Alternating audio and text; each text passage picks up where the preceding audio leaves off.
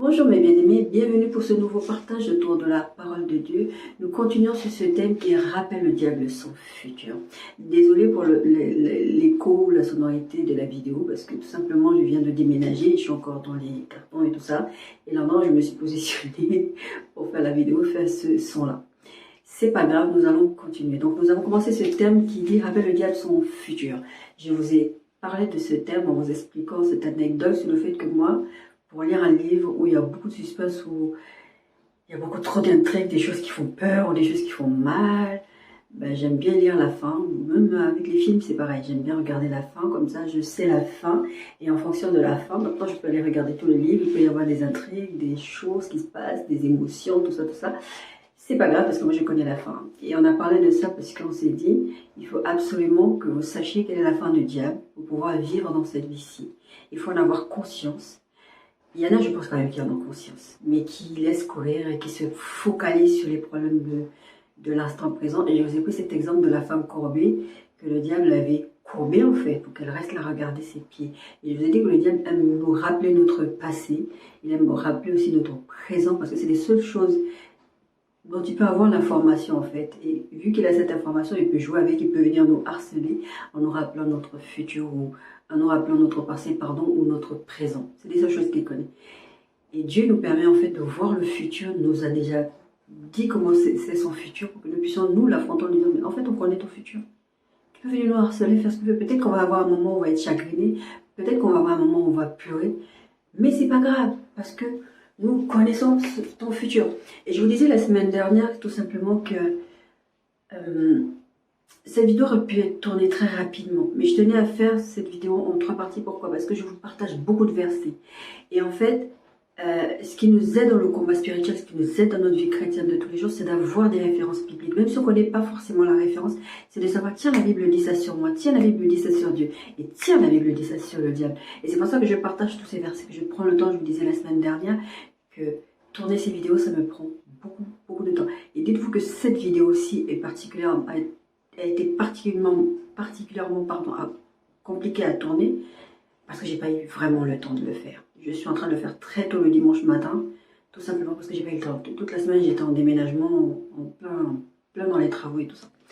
Donc, je prends le temps de le faire, de mettre les versets dans la barre de description pour que vous puissiez les avoir, ces versets, que vous-même, après avoir regardé ce message, vous ayez les références et que vous puissiez les lire et dire « Ah, ce verset-là, je l'avais oublié. Ah, ce verset-là, je ne le connaissais pas. » Et se les approprier. La Bible dit que notre foi vient de ce que l'on entend et ce que l'on entend vient de la parole de Christ. On a déjà partagé sur ce verset-là. Effectivement, pouvoir lutter, pour pouvoir parler au diable, pour pouvoir le commander, parce qu'il va se moquer de vous. Je vous disais la semaine dernière, vous allez être son petit snack, il va se moquer de vous. Donc effectivement, je prends le temps sur cette série-là de faire en plusieurs parties pour que vous ayez toutes les références et que vous soyez encouragés et que vous puissiez vivre dans cette vie-ci, que nous puissions vivre dans cette vie-ci. Parce que je vous dis, toutes les attaques que j'ai vécues dans ma vie, il a fallu que je rappelle au diable, c'est quoi sa place. Comme je vous rappelais cette attaque que j'ai vécue, je disais, je ne t'appartiens pas. Et comment je sais ça? C'est par la parole de Dieu. Je n'ai pas sorti, Matthieu t'en dit ça, Apocalypse dit ça. Mais en fait, c'est que vous ayez des phrases et que vous puissiez parler ce que la parole de Dieu dit sur vous, sur le diable et sur Dieu. Et de cette façon, vous pouvez l'affronter.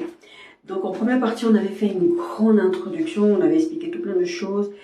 Et on a expliqué, en fait, pourquoi le diable fait ce qu'il fait. Je vous rappelais par rapport à l'histoire de la femme courbée, pourquoi le diable fait ce qu'il fait. Parce qu'il veut nous maintenir dans un statu quo, en fait. Il veut nous maintenir dans les problèmes, il veut nous maintenir dans la souffrance, il veut nous maintenir sous sa compagnie, en fait, tout simplement. Et on verra plus tard, mais le diable ne se tient pas dans la vérité. Il est le père du mensonge. Il ne se tient pas dans la vérité. Donc tout ce qu'il va venir vous dire, même s'il y a un tout petit peu de vérité, même s'il y a beaucoup de vérité, considérez que le diable ment. Il y a des choses que Dieu ne fait pas et qu'il ne fera jamais. Si vous savez que, avec tous les versets qu'on a vus et qu'on va voir encore aujourd'hui, si vous savez que ce n'est pas le fonctionnement de Dieu, rejetez. C'est tout simplement ça. On a parlé, on a vu plusieurs versets sur la protection de Dieu. On a vu par rapport au psaume 91. Et on a vu aussi par rapport à Romains 8, 28 qui dit que toute chose concourt bien de ceux qui aiment Dieu, etc. Et on a dit que qui nous condamnera? Qu'est-ce qui va nous séparer de l'amour de Dieu? Il y a quelque chose souvent, il y a une question que, c'est une petite parenthèse que je fais, il y a une question que les gens se posent souvent, est-ce qu'on peut perdre par exemple le salut? Et ce verset de Romains 8, 35 dit « Qui nous séparera de l'amour de Christ, ce sera la tribulation, etc. etc. » Et en fait, souvent les gens se posent la question en se disant « Est-ce qu'on peut perdre le salut ?» Et la Bible dit que Dieu ne nous abandonnera pas, il ne nous délaissera pas, etc. Qu'est-ce qui peut empêcher Dieu de nous aimer, qu'est-ce qui peut nous séparer de la main de Dieu? La Bible dit rien du tout. Et par rapport à cette histoire de salut, c'est d'avoir conscience que la seule façon que tu peux quitter la main de Dieu, ce n'est pas Dieu lui qui va te laisser tomber. Donc quand vous avez, vous, des moments où vous n'êtes pas bien, vous avez l'impression que le Saint-Esprit est parti, je vous dis ça parce que c'est une expérience que j'ai vécue à plusieurs reprises. Je me dis, oh, je ne sens plus le Saint-Esprit. Dieu n'est pas dans les émotions. Bien sûr, Dieu peut faire dans les émotions, parce que c'est lui qui nous donne des émotions, donc il a aussi des émotions. Mais en général, le fait de sentir la présence de Dieu ne veut pas dire que Dieu est là, ou ne pas la sentir qu'il n'est pas là. C'est pas ça du tout. Donc soyez rassurés, c'est pas parce que vous avez péché contre Dieu que ça change la nature de Dieu. Je crois que je vous l'ai déjà dit la semaine dernière, que ça va changer votre relation avec Dieu. Rien ne va vous séparer de l'amour de Dieu. Il faut savoir simplement que pour perdre le salut, effectivement, c'est vous en fait qui renoncez à Dieu. Qui c'est bon, je ne veux plus vivre cette vie-là. C'est pas sur un instant, c'est pas sur un moment où tu prends cette décision parce que tu es en colère, parce que tu as vécu un drame, parce que tu as vécu un deuil, parce que tu as vécu une perte, parce que tu es tombé dans une dépression, tu dis ouais c'est bon, je laisse tomber et que putain, tu te reprends. En fait, tant que tu es vivant, tu peux revenir toujours dans la main de Dieu. Dieu t'accueillera toujours les bras ouverts. Je vous renvoie à cette histoire de fils prodigue. Il est parti, il a vécu sa vie, on a parlé dans une vidéo, je ne sais plus laquelle. On a partagé déjà autour de ça. Il est parti, il a dit bon, je vais retourner chez mon père, même si je vais habiter avec les porcs. Et son père l'a accueilli à bras ouverts. Et Dieu, il est comme ça en fait. Et la Bible dit que Dieu est heureux quand un seul pécheur se répand.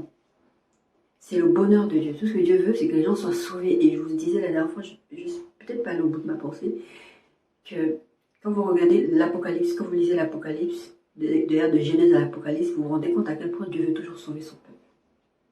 Dieu veut toujours sauver les gens. Il va aller jusqu'au bout du bout du bout. Jusqu'au bout du bout. Ça veut dire que Dieu a toujours les bras ouverts pour nous. On a vu tout un tas de versets là-dessus. Donc c'était une petite parenthèse pour vous dire, il n'y a rien qui va vous séparer de l'amour. Donc n'ayez pas peur. C'est pas parce que vous ne sentez plus le Saint-Esprit. Moi j'ai vécu ça. Je l'entendais plus comme je l'entendais audiblement ou des choses comme ça. Je me suis dit, oh, c'est bon, j'ai péché contre Dieu. En fait, la culpabilité en fait faisait que je l'entendais, mais plus de la même façon. Et puis, peut-être que je partagerai avec vous sur cette chaîne. Dieu est multicanal. Il communique de plusieurs façons avec nous. Et Dieu aime que nous soyons adaptés à tous les canaux qu'il utilise. Parce qu'il faut savoir que la même manière Dieu nous parle, le diable peut utiliser les mêmes canaux que Dieu. Donc Dieu veut qu'on apprenne à le connaître. C'est de ça dont on parle aussi. Et qu'on puisse détecter quand il nous parle. Pas détecter, mais savoir que c'est lui qui parle. Jésus il a dit, mes brebis entendent ma voix et la reconnaissent. On doit être capable, c'est pour ça qu'on parle, on partage sur les versets, etc. Que vous puissiez reconnaître que, ah, ça vient de Dieu. Quelqu'un me raconte un rêve, je sais que ça vient de Dieu. Parce que je dis, ah tiens, ça me rappelle ça, cette histoire dans la Bible. Ah tiens, ça me rappelle ça.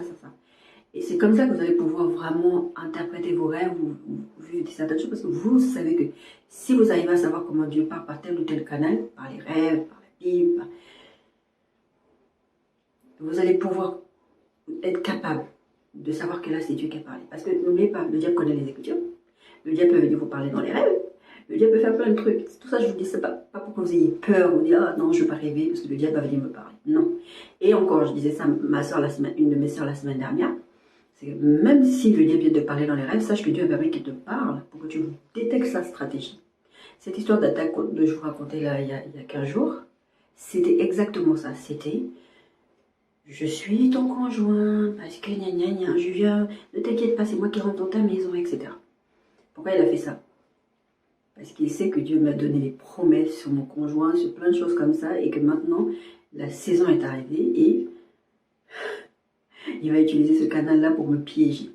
À chaque fois, d'ailleurs, petite parenthèse encore, à chaque fois que vous allez être près d'une bénédiction que Dieu vous a donnée, le diable viendra faire une imitation qui va faire que vous allez peut-être tomber dans l'imitation, d'où l'intérêt de connaître la parole de Dieu, de connaître votre Dieu, d'être intime avec le Saint-Esprit, parce que quand vous avez une intimité avec le Saint-Esprit, même si le diable te dit, si tu es fils de Dieu, transforme ce caillou en pain, vous allez être capable de lui dire, non, il est écrit que.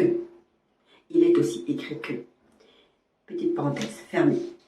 Alors, on a dit que le but du diable, c'était de détruire, d'égorger, de voler, et jamais il va vouloir vous faire du bien, jamais. Ça, Je pense qu'on est clair là-dessus, mais des fois, il y a des gens qui disent « Oh, mais le diable a fait ci, le diable a fait ça. » Et des fois, je dis « Mais est-ce que l'intérêt du diable, c'est de faire du bien ?» Il faut déjà revoir les bases, en fait. On a vu tout plein de diable, et après, on a expliqué un peu la chute du diable. Je vous ai donné plusieurs versets. Je vous ai fait une introduction, après, je vous ai donné plusieurs versets sur la chute du diable et sur sa fin. Comment le diable était au ciel, pourquoi il a été rejeté, et comment il va finir. Comment il va finir. On a parlé un peu de ça, je vous ai même dit que c'était un ange anonyme, on ne donne même pas le nom de l'ange, la question qui va enchaîner dans la Bible.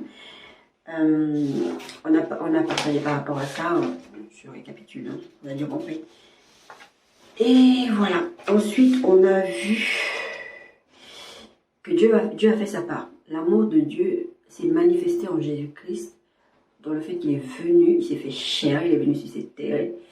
Il a donné tout un tas d'enseignements, il a donné tout un tas de recommandations. Ensuite, il a dit, je vais mourir, je vais ressusciter. Et puis voilà, c'est ça qui va nous donner la victoire d'ailleurs sur le diable, sur le péché, tout un tas de choses. Et par contre, je disais la semaine dernière, rassurez-vous que vous êtes vraiment un enfant de Dieu. Assurez-vous que vous êtes un enfant de Dieu. Parce que, encore une fois, il y a des tas de gens qui vont à l'église, qui font des choses en pensant qu'ils sont des enfants de Dieu. Et je vous parlais de bénévolat. Vous allez vous retrouver devant le Seigneur, il va dire, d'abord, il y a une verset où il dit, je ne vous ai point connu. Il y a une autre verset où il dit, je ne vous connais pas. Je ne vous connais pas. Donc, assurez-vous que vous n'êtes pas en train... J'ai du mal avec rassurer et assurer en ce moment, je ne sais pas ce qu'il y a. En tout cas, assurez-vous que vous n'êtes pas en train de faire du bénévolat. Comme je disais, le bénévolat, c'est bien sur cette heure-ci. Hein, vous allez donner de la soupe au pauvre, vous allez faire ceci, vous allez faire des dons, tout ça. Ça, c'est bien. Mais dans le royaume de Dieu, le bénévolat, là, pas d'intérêt. Tu es là sur toute la terre, tu crois que tu marches avec Dieu, tu fais les choses pour Dieu. L'apôtre Paul croyait qu'il marchait pour Dieu, hein, avant de devenir l'apôtre Paul, Saul avant. C'est après, quand il a rencontré Jésus, ça a regretté, mais pourquoi tu me persécutes? Et lui, il croyait qu'il faisait ça pour Dieu. Donc, rassurez-vous, vraiment, pardon, vous comprenez ce que je veux dire. En tout cas, soyez sûrs, on va peut-être dire ça comme ça, soyez sûrs que vous ne faites pas du bénévolat. Parce que Dieu n'est pas dans le faire. Les œuvres arrivent ensuite. Ce n'est pas les œuvres qui font que vous êtes un chrétien. Notre salut vient par la foi. La foi d'abord et les œuvres ensuite. Et je vous parlais depuis ces derniers temps de renoncer à soi-même. Renoncer à soi-même, c'est vraiment ça. C'est vraiment suivre tout ce que Dieu va vous dire de faire. Tout ce que Jésus lui a dit, fait. Et Jésus nous a laissé le Saint-Esprit. Le Saint-Esprit te conduit au quotidien, te dit va à gauche, tu vas à gauche, va à droite, tu vas à droite. Tu as renoncé à toi-même, ce n'est plus toi qui dis, c'est qu'est-ce qui vient en toi par le Saint-Esprit. Et donc, si ce n'est pas le Saint-Esprit qui te conduit, si tu ne fais pas la volonté du Père, tu fais du bénévolat. Il vaut mieux que tu te règles sur cette terre-ci pendant que tu es encore vivant, plutôt que tu arrives à la fin et te dis ah, merci que ton bénévolat, bah, tu t'appartient pas. Et Matthieu, je ne sais plus quoi, c'est juste ce qu'il disait. Après, mon père, il va prendre les boucs, il va les mettre à part, il va prendre les brebis, il va les mettre à part. Vous étiez là, c'est comme l'histoire aussi du blé et de l'ivraie, poussent ensemble, dans le même lieu. Dis non, n'arrachez pas, c'est à la fin seulement qu'on va séparer, on va jeter au feu. Ne soyez pas livrés, ne soyez pas les boucs. Parce que la Bible ne dit pas que les boucs et les vrais, là, c'était des démons. Hein. Non, c'est des personnes qui faisaient le jeu du diable.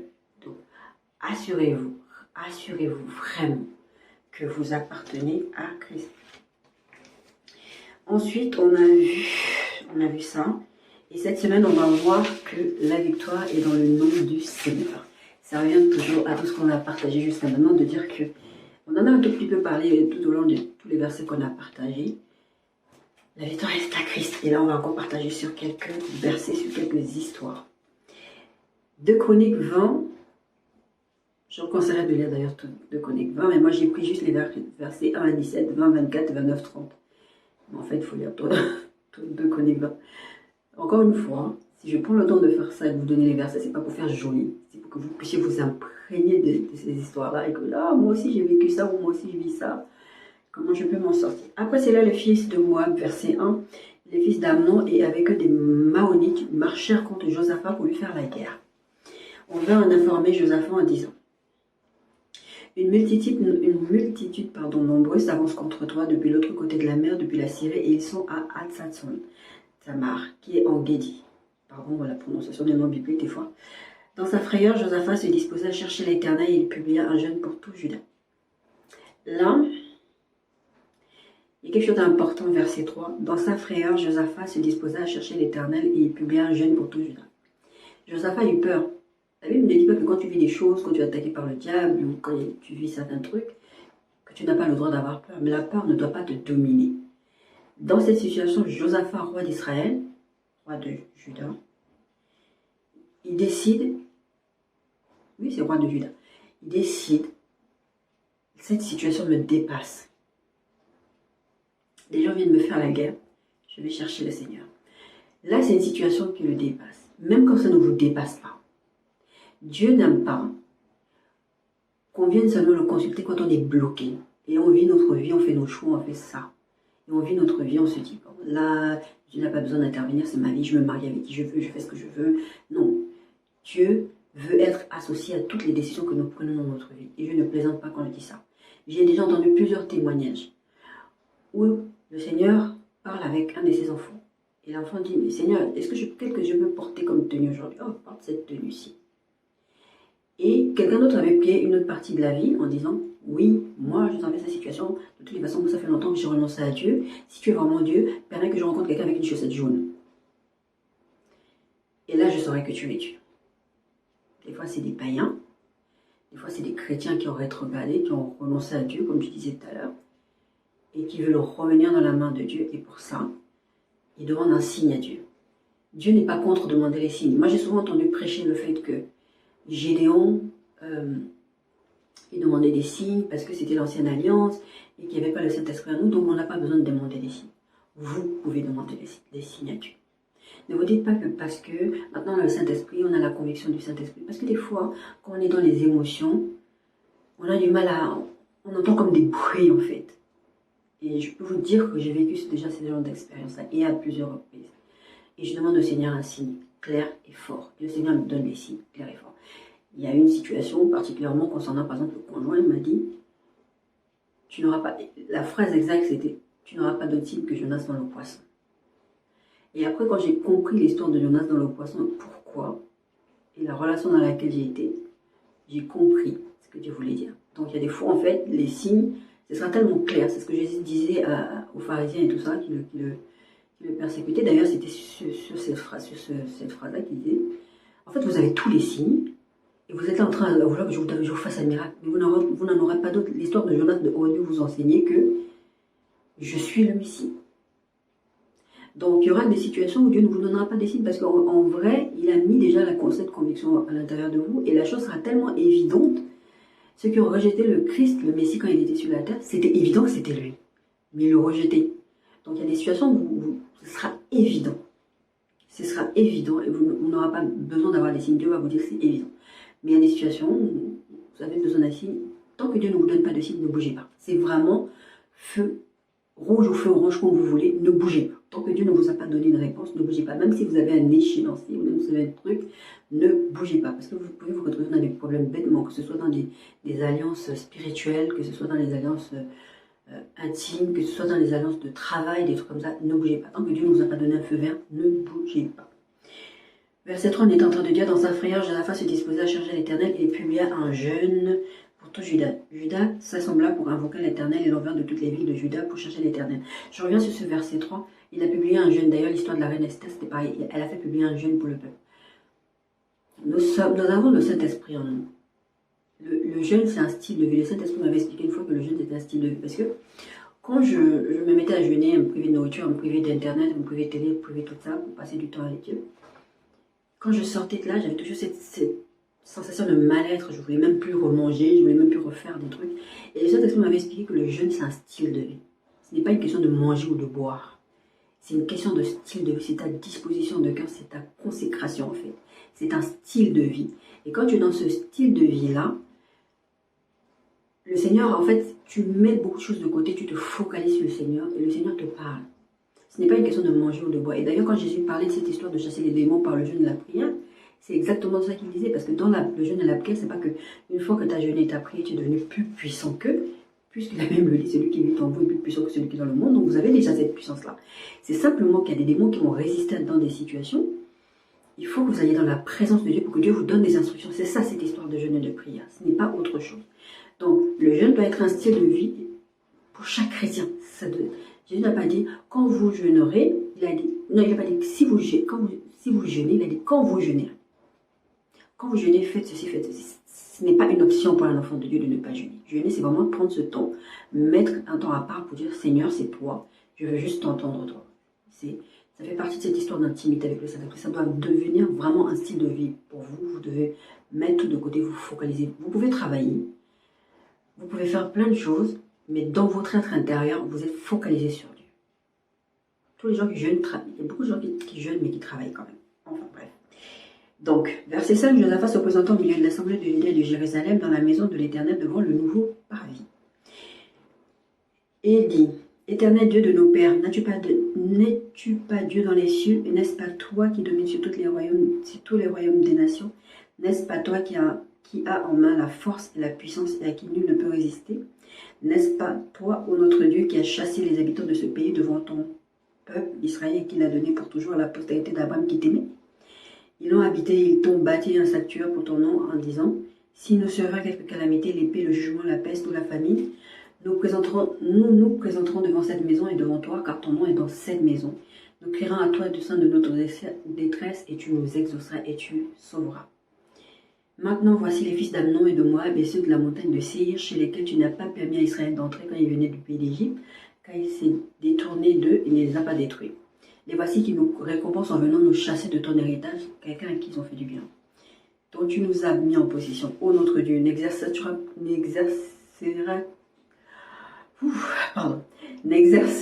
pas tes jugements sur eux, car nous sommes sans force devant cette multitude nombreuse qui s'avance contre nous, et nous ne savons que faire, mais nos yeux sont sur toi. C'est toujours cette histoire de se focaliser sur le Seigneur. Tout Juda se tenait debout devant l'Éternel avec leurs petits-enfants, leurs femmes et leurs fils. Alors l'Esprit de l'Éternel saisit au milieu de l'assemblée Jacaziel, fils de Zacharie, fils de Benjal, fils de Jéel, fils de Matania, lévite d'entre les fils d'Azaph. Et Jacaziel dit, soyez attentifs, tout Juda et habitants de Jérusalem, et toi, roi Josaphat. Ainsi vous parle l'Éternel, ne craignez point et ne vous effrayez point devant cette multitude. Ne vous effrayez point devant cette multitude nombreuse, car ce ne sera pas vous qui combattrez, mais ce sera Dieu. Demain, descendez contre eux, ils vont monter par la colline de Tis, et vous la trouverez à l'extrémité de la vallée, en face du désert de Jéruel. Vous n'aurez point à combattre en cette affaire, présentez-vous, tenez-vous là, et vous verrez la délivrance que l'Éternel vous accordera. Juda et Jérusalem, ne craignez point et ne vous effrayez point. Demain, certains à leur rencontre, et l'Éternel sera avec vous.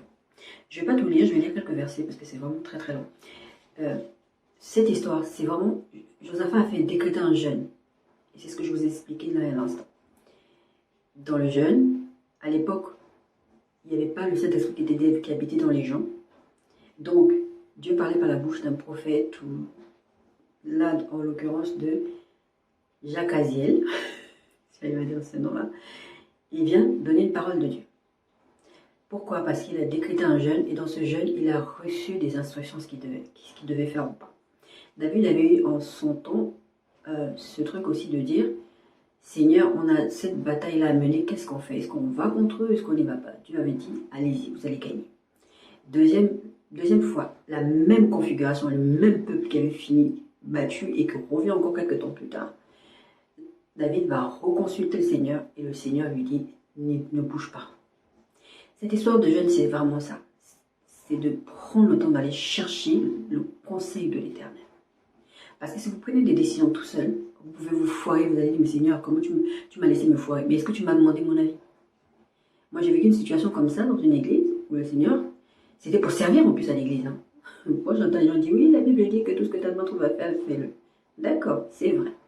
Mais c'est pas parce que tu vas dans une église que tu es obligé de servir, je le dis et je l'assume. Tu n'es pas obligé, parce que Dieu peut te mettre là en formation, en formation dans le sens, tu observes les situations. Dans mon cas, moi, par rapport au ministère, il m'avait mis là, il m'avait fait comprendre, tu t'assois, tu observes, et tu prends certains enseignements. C'était plutôt pour l'observation. Et une fois que le temps est passé, il m'a dit, pars. Et moi, je suis le genre de personne, je ne vais pas à l'église, je m'assois, j'attends que ça se passe. Je voulais servir. Je me suis proposée pour le service. Et finalement, je me suis dit, ah Nadia, tu n'as pas l'habitude d'aller servir sans demander l'avis de Dieu. Même ça. Rappelez-vous, ce que je dis, c'est très très scripturaire. Rappelez-vous cette histoire de les apôtres. À un moment donné, le Saint-Esprit dit, mettez-moi à part pour les Barnabas pour le service auquel je les ai appelés. C'est exactement ça. Ils n'ont pas juste décidé d'eux-mêmes. Ils ont parlé, la Bible parle d'un moment de tirage au sort, mais ce n'est pas vraiment un tirage au sort parce qu'ils ont demandé au Seigneur. Et le Saint-Esprit a répondu. Non, est-ce que c'était Paul et Barnabas ou c'était encore l'autre histoire là où ils faisaient le service? En tout cas, ils ne prenaient pas des décisions tout seuls. Le Saint-Esprit impulsait quelque chose. Et c'est là que le Saint-Esprit donne des réponses. Quand vous cherchez des réponses, vous allez avoir la réponse parce que vous avez consulté Dieu. Dans cet état de consécration. Parce que si vous n'êtes pas... Pourquoi je précise ça? Si vous n'êtes pas dans un état, une position de consécration, d'être à l'écoute de Dieu, d'être en intimité avec Dieu, pendant même quand vous êtes consacré, hein, Jésus il est allé dans le désert, c'est le Saint-Esprit qui l'a mené là-bas, la Bible dit. Le diable est parti lui parler là-bas. Adam et Ève sont dans le jardin, le diable c'est là-bas, le diable est allé leur parler. D'accord? Donc, quand vous êtes dans cette position d'intimité avec le Saint-Esprit, le diable va venir vous parler. C'est pas, ne vous dites pas, j'ai vécu ça moi-même personnellement, que quand tu es dans une période de consécration, tu es vraiment proche, intime avec le Saint-Esprit, le diable va te laisser tranquille. Genre, la présence de Dieu en toi va faire fuir le diable. Non, ça va agiter les démons.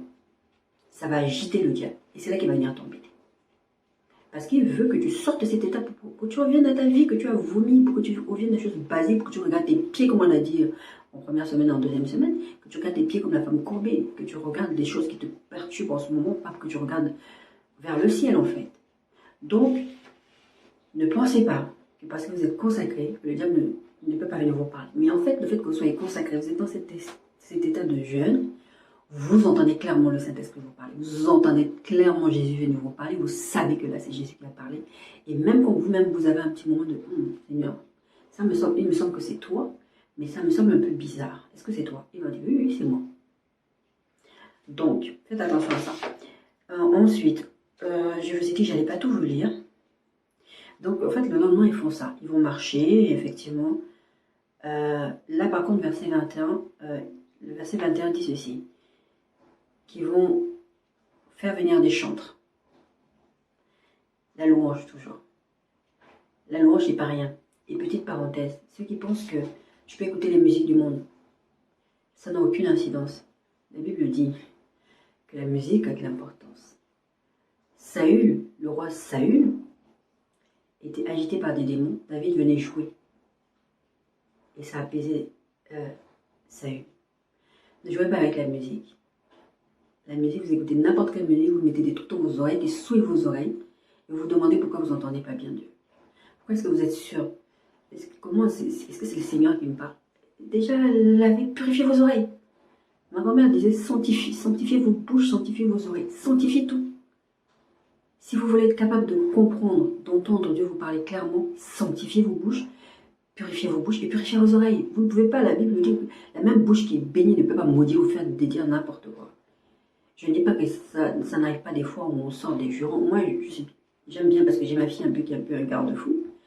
Le peu de fois où ça va m'arriver de Dieu me grossièreté et qu'elle est là, elle va me dire « Maman, Jésus te voit. » Et je remercie le Seigneur parce que moi, avant, je ne pouvais pas ligner une phrase sans mettre, je ne sais pas combien de gros mots dedans. Le Seigneur m'a aidé à purifier ma bouche. Tant qu'on est sur cette terre, on travaille. Donc, c'est un travail continu. Ce n'est pas un effort spécifique.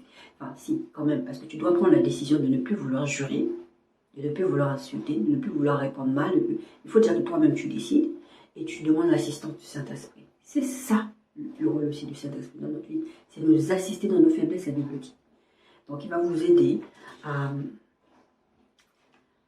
faire ce que Dieu vous demande de faire. Parce que, en fait, Dieu vous demande de faire des trucs, vous avez l'impression que c'est dur. Mais ce n'est pas dur en fait. Dieu vous demande de faire ce qu'il vous a donné la capacité de faire. Et comment il vous a donné cette capacité? Par le Saint-Esprit. Déjà, il vous a donné à vous personnellement.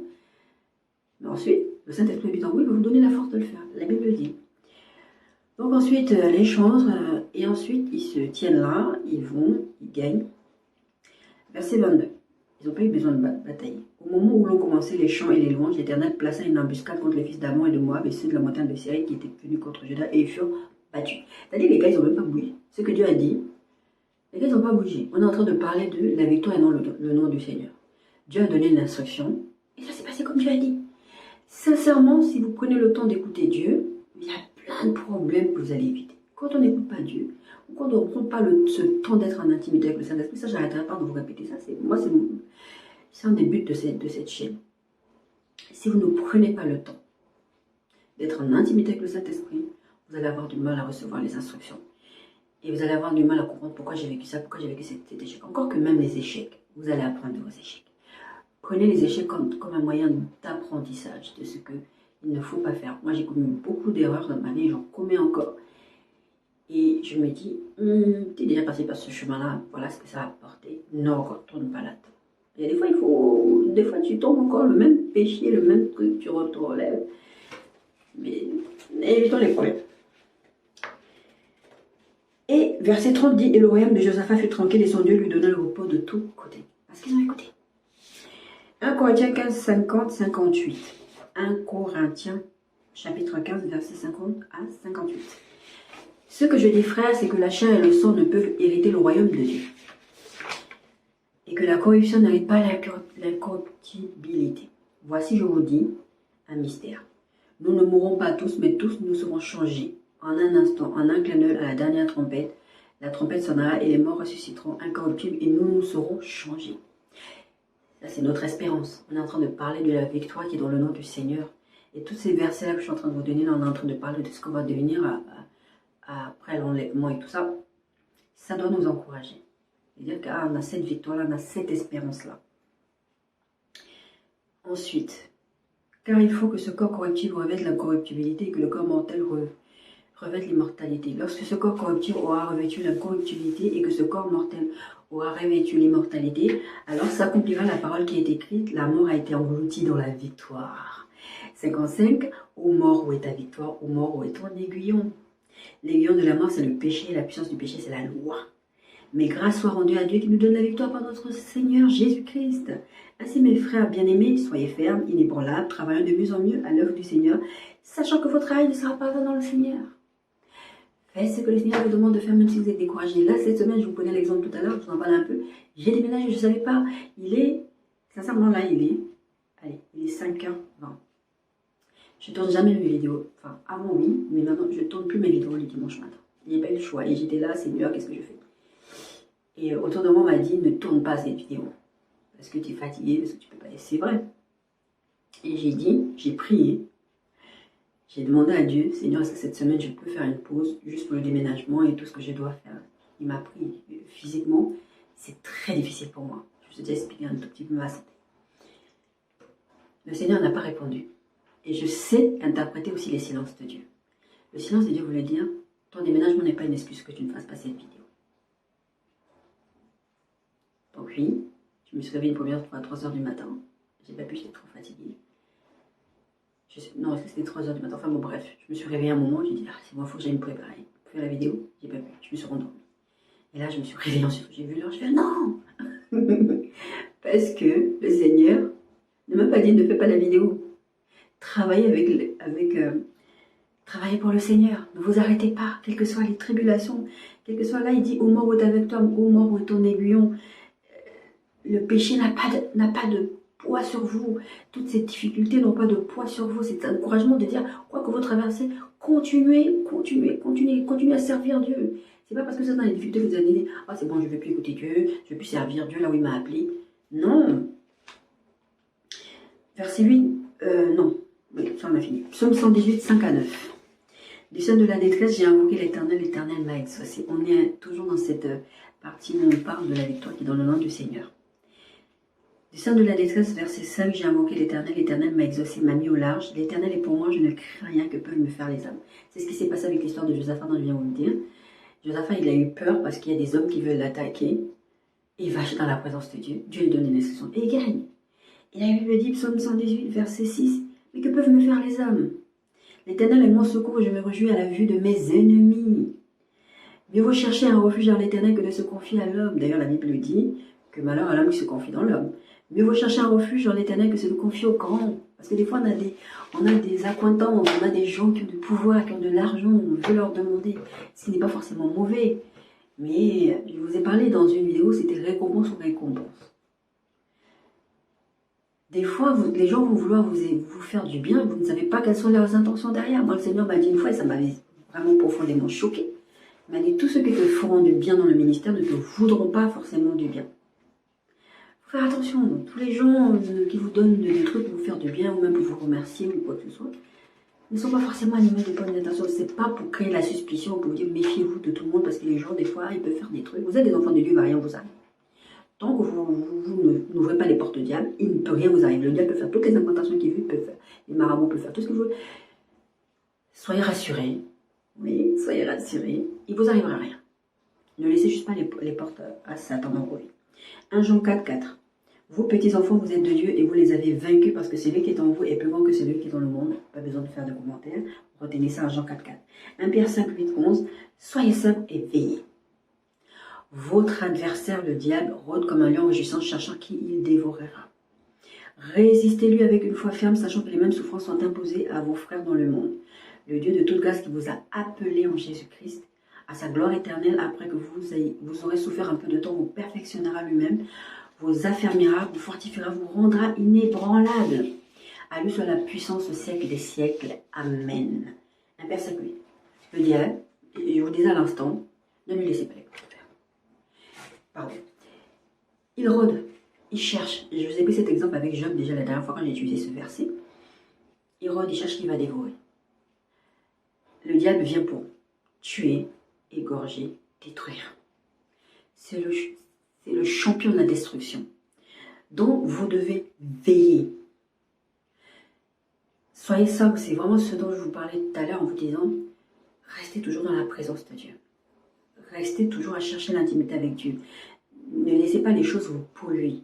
Parce que quand vous vous laissez atteindre par certaines choses, vous vous mettez dans la chose du monde. Quand on parle de soyez sobre, c'est pas ne buvez pas d'alcool, des trucs comme ça. Non, c'est vraiment consacrez-vous au Seigneur. Sanctifiez-vous, restez dans la présence de Dieu. Parce que vous avez un adversaire. La Bible dit votre adversaire. Je vous l'ai dit déjà plusieurs fois, le diable n'a jamais été l'adversaire de Dieu. Le diable est notre adversaire à nous. Donc son travail à lui, c'est de venir nous détruire, nous détourner en tout cas de la main de Dieu. Il cherche qu'il va dévorer. Ne lui laissez pas les portes ouvertes. Quand il va te dire, il est écrit que, ou quoi, la Bible dit, ne se tient pas dans la vérité, il est aussi écrit que. Soyez reconnaître les tactiques du diable. Et ça, vous avez besoin d'être intime avec le Saint-Esprit. Parce que des fois, je vous assure, je vais vous parler de ma dernière attaque, mais ce n'est pas la première fois que je suis attaquée comme ça, hein, que ce soit par les démons ou par le diable. Donc si moi, je ne connais pas qui est mon Dieu, je ne connais pas mon identité, je ne suis pas sûre de moi, il va me bouffer. Je vous disais la semaine dernière, petit snack. Vous êtes un petit snack pour le diable. Si vous le laissez faire, résistez-lui avec une foi ferme. La Bible dit, résistez au diable, il fuira loin de vous. On avait dit à ce verset. Dieu ne nous demande pas autre chose, hein. C'est juste de résister. Et lui-même, il nous donne la capacité. Verset 10 dit, le Dieu là qui vous a appelé en Jésus-Christ, à sa gloire éternelle, après que vous avez souffert un peu de temps, vous perfectionnera lui-même. Quand j'étais en train de vivre toutes ces attaques-là, j'ai dit, mais Seigneur, bon, la dernière, non, parce que maintenant c'est bon, j'avais compris la leçon, le Seigneur m'avait expliqué. Mais quand vous allez vivre des attaques comme ça, vous allez vous dire, mais Seigneur, t'étais où? Il dit, j'étais là, il n'allait rien faire. C'est cette façon qu'il vous perfectionne. C'est cette façon, parce que maintenant, moi j'ai vécu cette attaque. Je n'ai pas posé la question à Dieu, mais t'étais où quand on m'a attaqué la nuit? Le diable il a dit qu'il voulait me tuer. Non, parce que je savais qu'il n'allait rien me faire.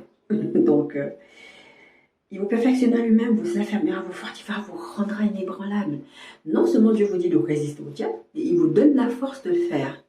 Il vous rend inébranlable. Jésus l'a dit, on a vu ça en tout début, je crois que c'était la première semaine. Il a dit que, en fait, le diable, comment? Bon, je me suis perdu. J'ai perdu. En tout cas, le diable va chercher un moyen de te détruire. Et Dieu va te donner, oui, on a vu ça, Dieu vous donne la capacité de résister.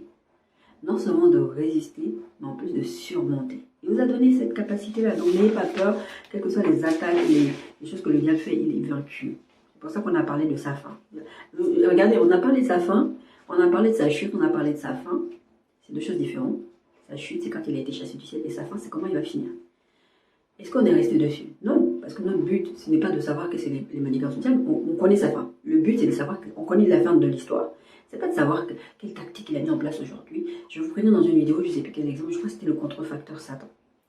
Où je vous disais, en fait, je vous prenais l'exemple, en fait, les agents des services de banque aux États-Unis, on ne leur apprend pas à reconnaître les faux billets, parce qu'il y en a beaucoup trop. Il y a toujours quelqu'un qui vient avec une nouvelle technique. On leur apprend à reconnaître les vrais billets, de sorte que quand ils voient un faux billet, ils sont capables de le détecter tout de suite, parce qu'on leur a appris le but, c'est pas de savoir qu'est-ce que ça t'en fait, les stratégies du diable, tout ça, tout ça. Oui, des fois ça peut être intéressant pour ta propre culture, j'ai envie de dire, mais tu n'as pas besoin de connaître en fait ce que le diable fait. Par quel marabout il est passé, par quelle situation il est passé, on s'en fiche. Nous, on sait sa fin, c'est tout ce qui nous intéresse. On sait sa fin, le reste là-bas. Ou même les gens, quand vous êtes dans le... Vous avez eu ce don de chasser les démons, des trucs comme ça. Enfin, vraiment, comment on appelle ça? Bon, bref. Vous n'avez pas besoin de savoir le nom du démon, comment il était, comment il est rentré. On s'en fout. Vous avez l'autorité, vous faites ce que vous avez à faire et c'est tout. Éphésiens 6, 10, 18. Au reste, fortifiez-vous dans le Seigneur et par sa force toute puissante. Revêtez-vous de toutes les armes de Dieu, afin de pouvoir tenir ferme contre les ruses du diable. Car nous n'avons pas à lutter contre la chair et le sang. J'allais vous parler de ce verset, mais heureusement que je n'ai pas dit. Mais contre les dominations, contre les autorités, contre les princes de ce monde de ténèbres, contre les esprits méchants dans les lieux célestes. C'est pourquoi prenez toutes les armes de Dieu, afin de pouvoir résister dans les mauvais jours et tenir ferme après avoir tous surmonté. Tenez donc ferme et avoir la vérité pour ceinture.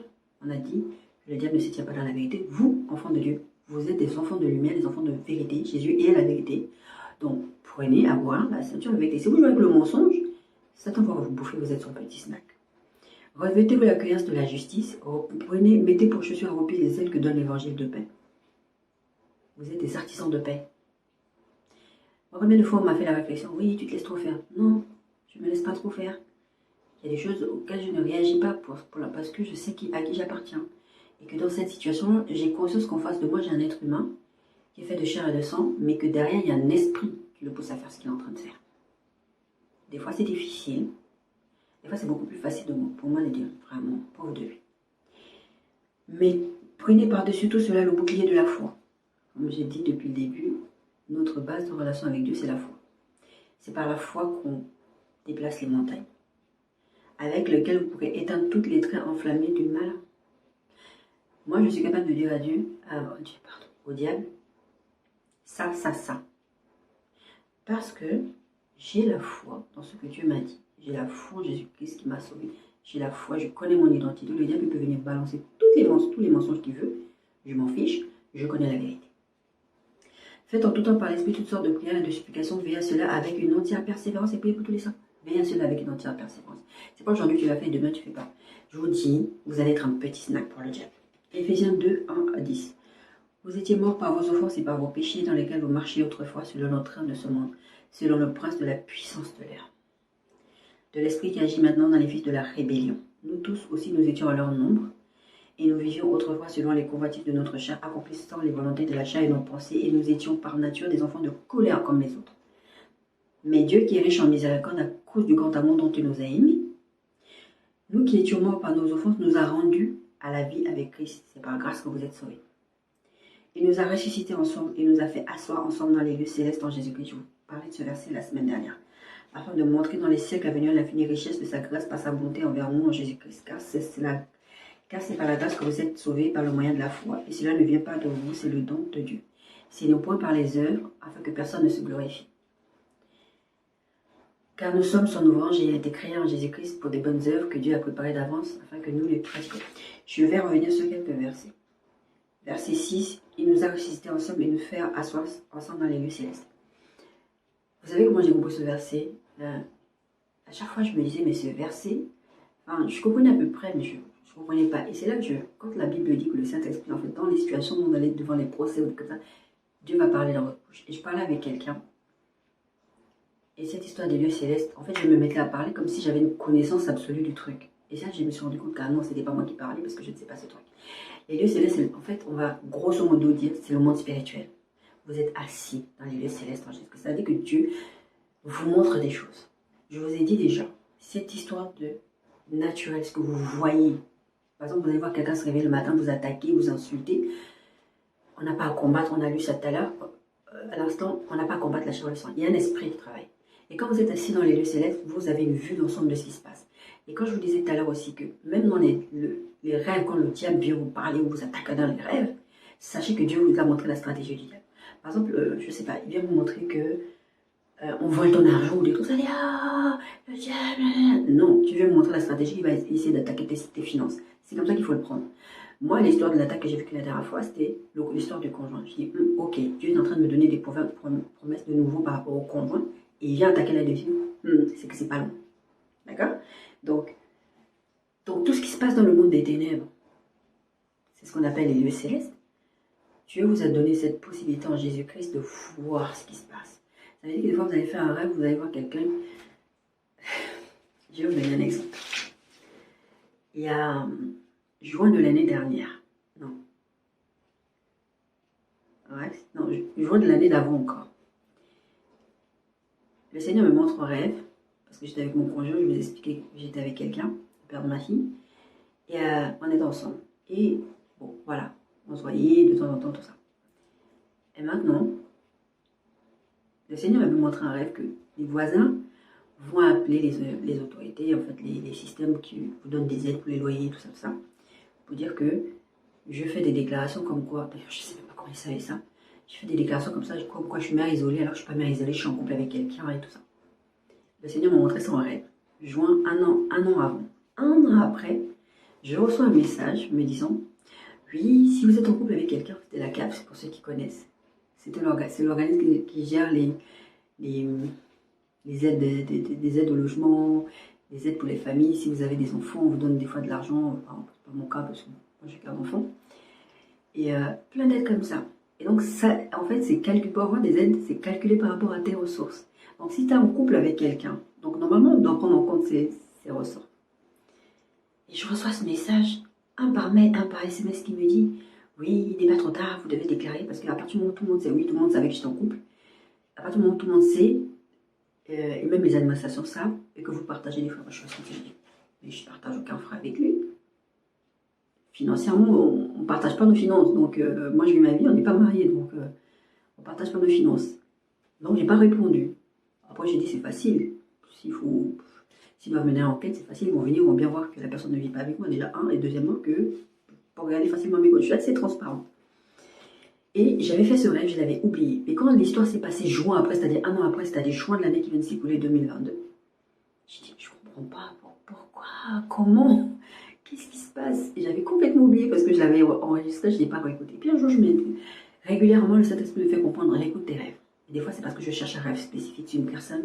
Je me dis, tiens, cette chose qui arrive à cette personne, le Seigneur me l'avait montré. Donc, du coup, je me dis, oh, tiens, je vais chercher et je trouve. Et entre-temps, je retombe sur ça et je commence à rigoler. Je me dis, mais Seigneur m'avait montré, c'est ça être assis dans les lieux célestes. Le Seigneur te montre par les rêves, par les visions, par une parole auditive, par même des fois c'est les sensations, ça va être quelque chose ne va pas. Le Seigneur vous montre. Donc le fait d'être assis dans les lieux célestes en Jésus-Christ, vous avez les informations que le diable croit que vous n'avez pas.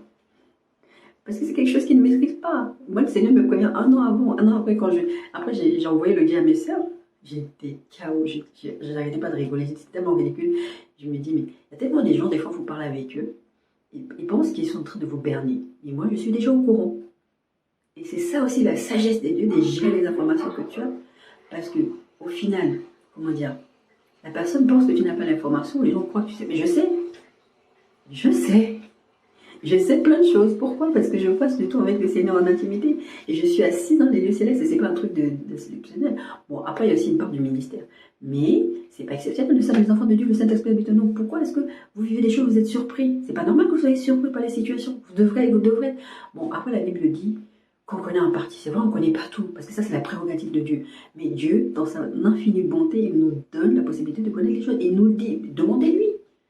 Allez poser des questions à Dieu. Je dis ça souvent aux gens. Quand tu vois un rêve, Dieu t'a parlé, un truc comme ça, tu comprends pas. Des fois, Dieu, il nous met des ennemis pour qu'on lui pose des questions et qu'on discute avec lui. Discutez avec lui. Il veut que vous preniez le temps de venir discuter avec lui. On a parlé de Ephésiens 6:10. Prenez toutes les armes pour résister au diable. Parce que lui, il ne va pas vous lâcher. Il va toujours attendre les occasions favorables. Ephésiens 2:1-10. Vous étiez morts par vos offenses et par vos péchés. On est toujours en train de parler du fait que la victoire est dans le nom du Seigneur. Dans lesquels vous marchiez autrefois selon le train de ce monde. Non, c'est ça qu'on vient de lire. Oui, ce qu'on vient de lire. Alors, on aborde cette troisième partie, cette dernière partie, qu'est-ce que j'en ai? Cette dernière partie qui dit que tu connais la fin. On a parlé de toutes ces choses, on a dit pourquoi on a commencé ce thème. Et la dernière partie, c'est tu connais la fin, alors ne t'inquiète pas. Jésus a signé par sa mort et sa résurrection à la croix la fin de l'histoire. On a lu ce verset qui dit, ô mort, où est ta force, où est ton aiguillon? D'accord? Que Jésus a vaincu le péché à la croix. Donc, on sait pourquoi Jésus, à partir du moment où Jésus est allé dans cette croix et qu'il est mort et ressuscité, on connaît la fin. C'est fini. Il y avait des prophéties, la Bible parlait de ça. On a toutes les informations qu'il nous faut. On n'a pas besoin de plus. Je vous disais tout à l'heure, on n'a pas besoin de savoir le nom du démon qui a fait ci, c'est le grand-père. D'ailleurs, le grand-père n'a rien à voir là-dedans. La Bible a dit, on a lu tout à l'heure, on n'a pas à combattre la chair et le sang. Ça ne nous regarde pas. Nous, ce qu'on doit savoir, c'est qui est derrière cette personne. Qui marche pour cette personne. Et à la limite, ce n'est même pas qui, c'est savoir qu'il y a une entité là qui manipule cette personne. Priez pour la personne. Et ne pas avoir le comportement que la personne attend de nous. Parce que sinon, vous allez passer votre temps à vous énerver dans la vie là. Moi, je suis quelqu'un d'assez calme en général et je m'énerve très rarement d'ailleurs. Parce que je discerne déjà, Dieu m'a donné ce caractère-là. Et deuxièmement, je discerne les gens. Je sais que là, ma chérie, tu vas t'énerver contre eux, ça va servir à rien. Parce que la personne, tu ne sais pas avec qui elle a dormi la nuit, qui lui a parlé dans son sommeil. Nous, on connaît la fin. Donc, on n'a pas à s'inquiéter. Puisqu'on connaît la fin, ça doit nous aider à tenir bon. On a lu le verset qui disait tenir bon dans les mauvais jours, en fait. Parce que la Bible dit que les temps sont mauvais. On a dit ça la semaine dernière. Les temps sont mauvais. Rachetez les temps. On n'a pas le temps de rigoler avec le diable. Et comme je vous ai dit, pourquoi on a parlé de cette histoire du fait que, pourquoi on doit connaître la fin de l'histoire. On a parlé de la fin du diable, mais quand on connaît, je vous ai lu cette histoire de comment on va être changé en un clin d'œil et tout ça, il y a aussi notre part dedans. Nous, on sait comment on va finir en tant qu'enfant de Dieu, on sait comment le diable va finir, on sait où on va être après. Pourquoi on veut connaître la fin de l'histoire? C'est parce que pendant que se déroule le livre ou le film de ta vie, tu ne dois pas être angoissé par l'action, quand l'action devient difficile, quand tu es près de la mort. Moi, j'ai vécu plein d'attaques comme ça dans mon sommeil. Le Seigneur me dit, lève-toi, t'es en train de faire un AVC. Des trucs. Quand tu veux abandonner, etc. Faut que tu tiennes bon. C'est pour ça que le Seigneur nous donne la fin de l'histoire. Comment nous, on va être transportés. Que maintenant, à partir de la mort et la résurrection de Jésus-Christ, surtout de la résurrection de Jésus-Christ à la croix, les morts maintenant qui meurent dans le Seigneur, ils ne vont plus dans le séjour des morts, enfin le séjour, le sang d'Abraham. Ils vont directement auprès de Jésus. Enfin, toutes ces choses, c'est important de savoir ça. Ça vous donne une espérance, comme ça, vous êtes là. Moi, je vous avais, il y a des moments, bon, je dis ça, je dis Seigneur, je sais que c'est pas ce que tu veux, mais sincèrement, si j'avais vraiment le choix, je serais déjà en train de te rejoindre, parce que la terre là, c'est vraiment n'importe quoi. Donc voilà, je dis ça que c'est important que vous connaissiez la fin de l'histoire. Et savoir comment vous allez finir. Et savoir comment le diable va finir. Et savoir où vous allez aller. C'est ça qui va vous faire, qui va vous aider pour reprendre maintenant cette histoire du livre dont je vous ai dit, on regarde la fin. Il y a les intrigues, il y a tout ça. Mais moi, je connais la fin, je suis tranquille. Même si je suis là, en plus, c'est lui le criminel, regarde comment il se comporte. Parce que les criminels, en général, ils font toujours les victimes, ils sont toujours gentils. Tu sais pas que c'est lui. Oh, ils sont tellement mauvais, comme le diable. Hébreux 10, 37, 39. N'abandonnons pas votre assurance à laquelle est attachée une grande rémunération. Je vous disais tout à l'heure, ne laissez pas. En fait, c'est pas Dieu qui va renoncer à vous, mais vous ne renoncez pas. N'abandonnez pas donc votre assurance à laquelle est attachée une grande rémunération, car vous avez besoin de persévérance, afin qu'après avoir accompli la volonté de Dieu, vous obteniez ce qui vous est promis. Encore un peu de temps, celui qui doit venir viendra, il ne tardera pas. Et mon juste vivra par la foi. Mais s'il se retire, mon âme ne prend plaisir à lui. C'est vous qui vous retirez, c'est pas Dieu qui se retire. Nous ne sommes pas de ceux qui se retirent pour se perdre, mais de ceux qui ont la foi pour sauver leur âme. D'accord? Philippiens 4, 6, 7. Ne vous inquiétez de rien, mais en toute chose, faites connaître vos besoins à Dieu par des prières et des supplications avec des actions de grâce. Comme on connaît la fin là, tous les versets que je vous donne là, si tu connais la fin, ne t'inquiète pas. Mais ne t'inquiète pas seulement au niveau des attaques, mais aussi même de ton quotidien. Tu sais ce que la Bible dit, mais ne t'inquiète de rien, même dans ton quotidien. Verset 7, et la paix de Dieu qui surpasse toute intelligence gardera vos cœurs et vos pensées en Jésus-Christ. C'est pas une bonne nouvelle ça. 1 Pierre 5, 6, 11. Humiliez-vous donc sous la puissance même de Dieu afin qu'il vous élève au temps convenable. Et déchargez-vous sur lui de tous vos soucis car lui-même prend soin de vous. Soyez sobre, veillez, votre adversaire le diable rôle comme un lion rugissant cherchant qui dévorera. On l'a vu tout à l'heure. Mais on le reprend aussi ici pour dire qu'on connaît la fin. Il faut résister, il faut se décharger. Déchargez-vous sur lui de tous vos soucis. Vous avez des soucis d'argent, de comment vous allez manger, comment vous allez les habiller, tout ça. Déchargez-vous sur lui. Dites à Dieu, Seigneur, là, ça va pas. Moi, c'est ce que je fais tout le temps. Seigneur, là, ça va pas, je suis pas d'accord. Ça me prend la tête. Là, pour mon déménagement, si je vous raconte la catastrophe, mes cartons étaient prêts. Tout était, enfin, pas tout, mais allez, 80% étaient prêts. La chaudière a explosé. Une inondation chez moi. Dégâts des eaux, les pompiers ont dû venir aspirer l'eau. Tous mes cartons, tout ont pris. Tout a pris. Tout a pris l'eau. J'ai dû tout recommencer. J'étais découragée, j'ai pleuré, je vous assure. Mais je suis allée dans la présence de Dieu. On a tout recommencé. Le déménagement, je ne vous dis même pas la catastrophe. J'ai payé une entreprise, c'était n'importe quoi.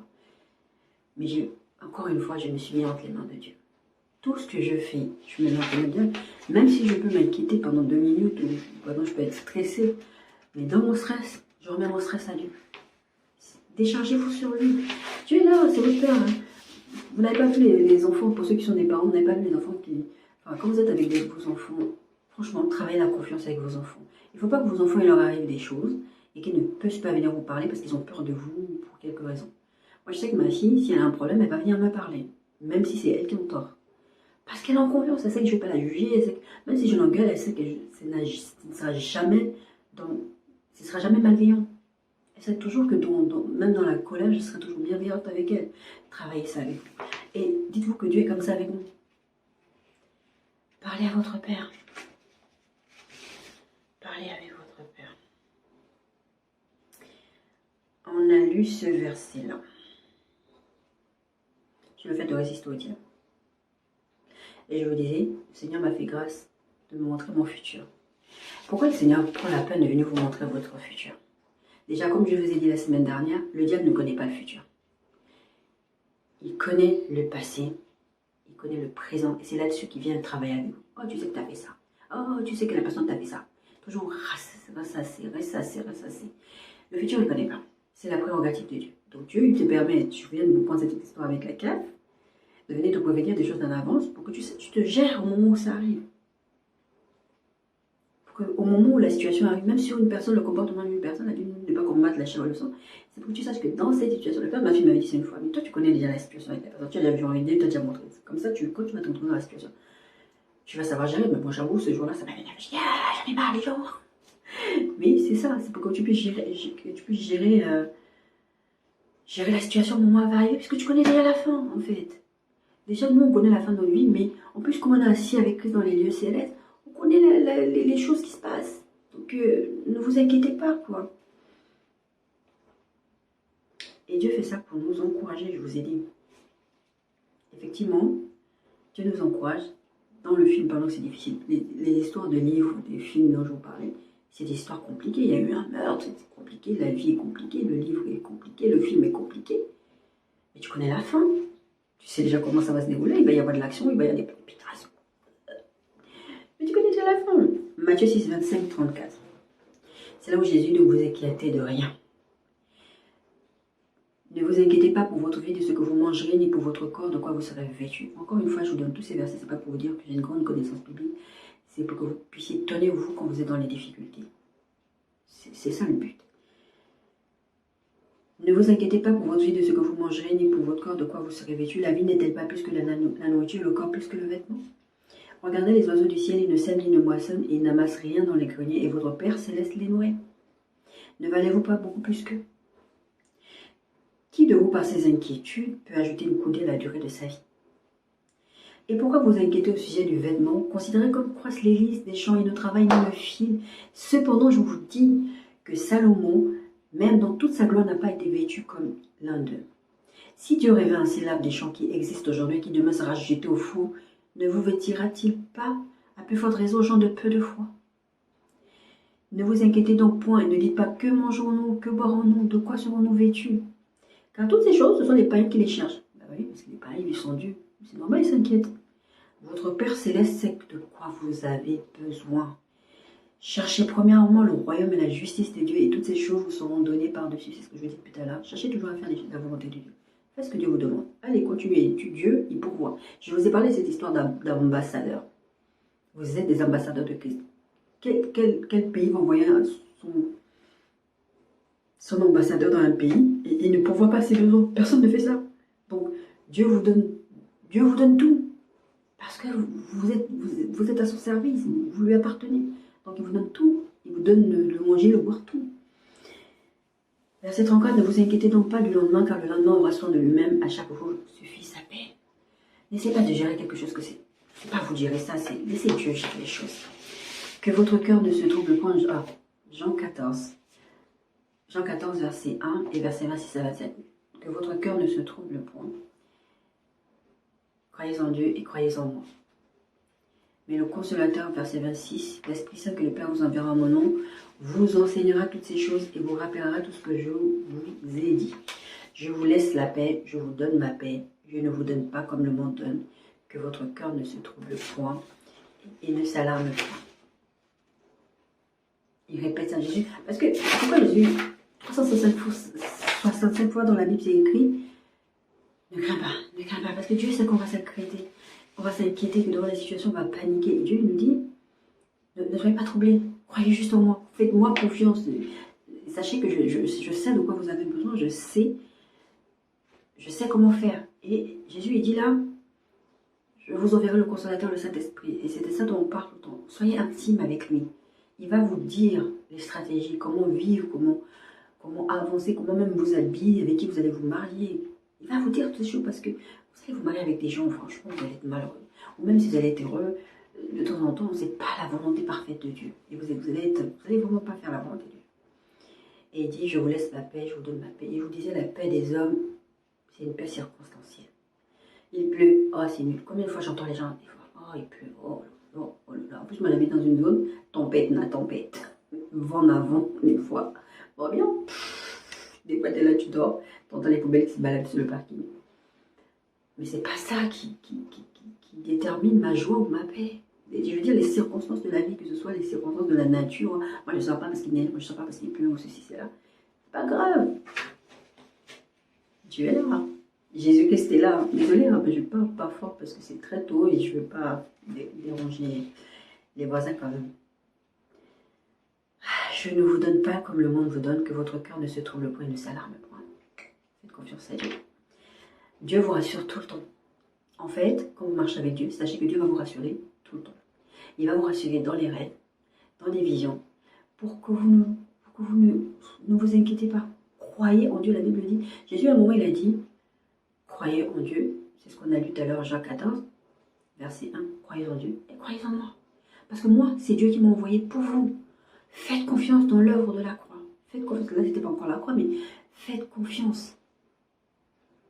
Est-ce que ce n'était pas déjà la croix? Bon, bref.